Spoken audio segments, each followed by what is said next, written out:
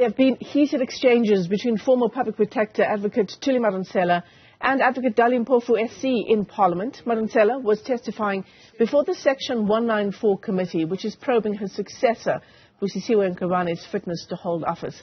Now, yesterday, Mpofu and Madonsela clashed over the changes she made in her affidavit to the impeachment. For more on this, we're joined this morning by the chairperson of that inquiry. Richard Dyantyi joins us via our video link this morning. Richard, great to see you. Thanks very much indeed for coming on.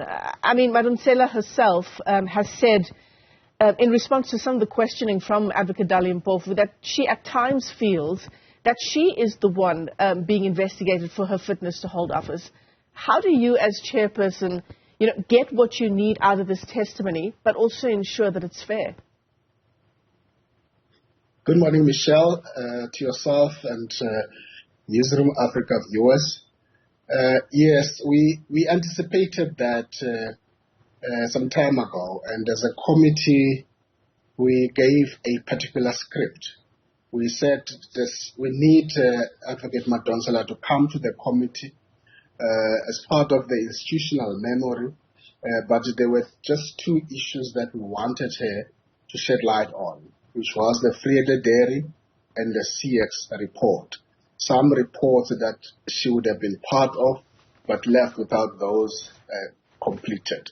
We were very clear that when she comes to give testimony, it is not going to be about comparing her with her successor, the current PP, because we wanted to avoid that. So, but in a statement, she gave a statement and addressed all of those two issues, but part of her statement would have shed light on other issues about what she did and so on.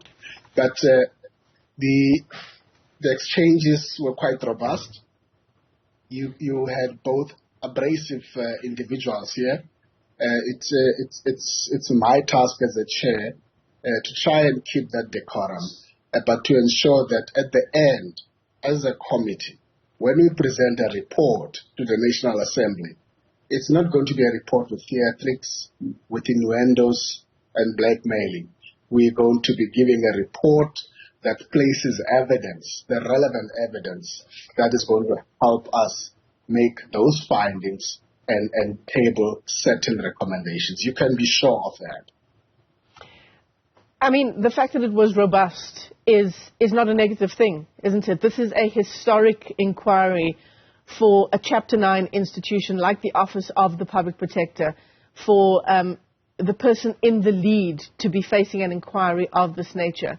So there are important issues at play here. We actually need it to be robust. What we don't need is personal attacks.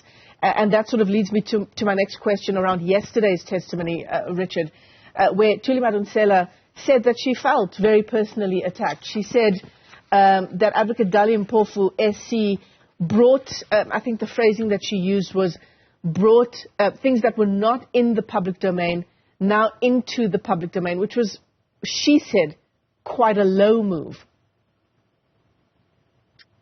Yeah, I mean, for both days, and in fact even before that, with even other witnesses, you had those, especially from the legal team of the public protector, venturing into other spaces, more personal space. And we always try to bring him back, because our rules and directives are very clear that no witness must be bullied, no witness character must be impugned, and that we must just stay on the facts and evidence. It's very unfortunate, because those personal attacks are sideshows to what we're supposed to do and what you want to hear and what people wanted to hear from Advocate Madonsela.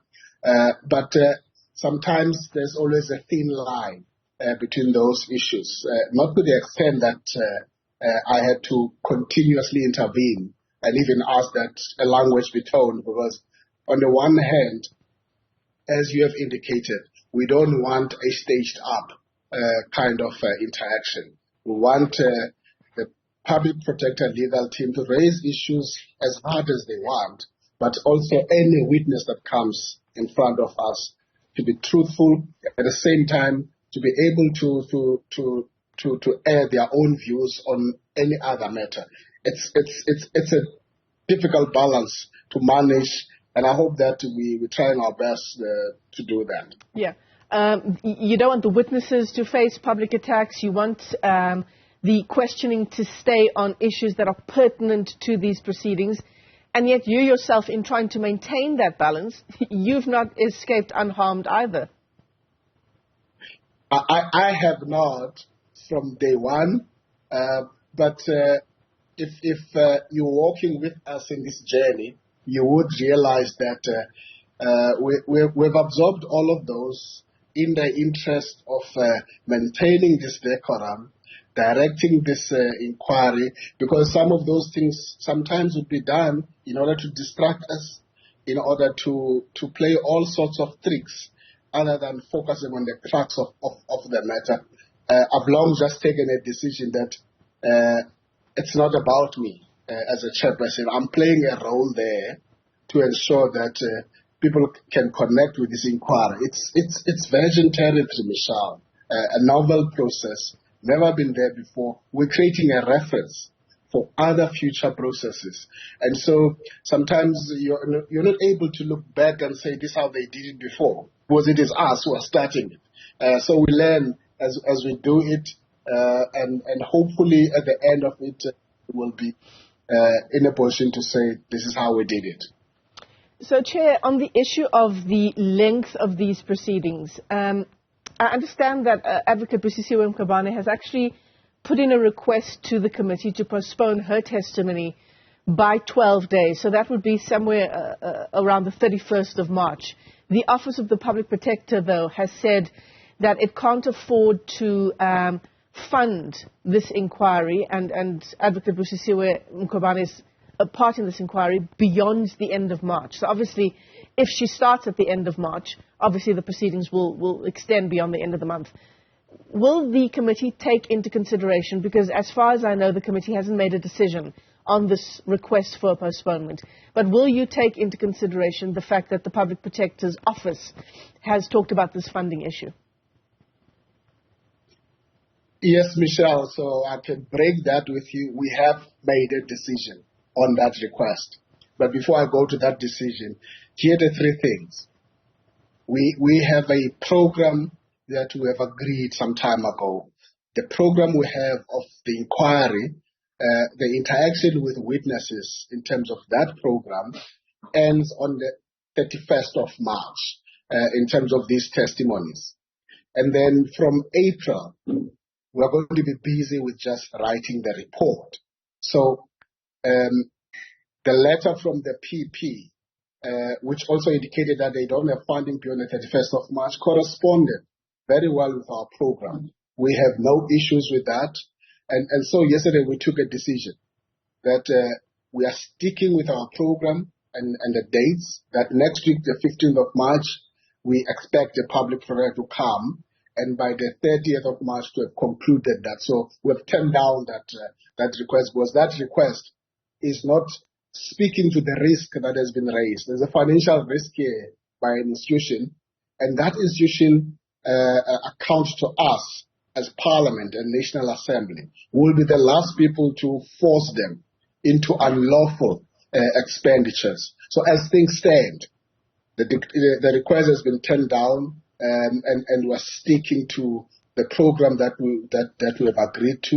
And so I thought I must just give you those news that we only now left with the Public Protector Mkhwebane as a witness. If there will be any other witnesses, we might have to find other approaches beyond that. But as of next week, we have a date with her. Well, you heard it first here on the AM report on Channel 405. The 15th of March is when the Public Protector, the suspended Public Protector, will take to the stand in these proceedings to determine her fitness to hold office. Richard Dyantyi chairs that Section 194 committee. Thanks very much indeed for joining us.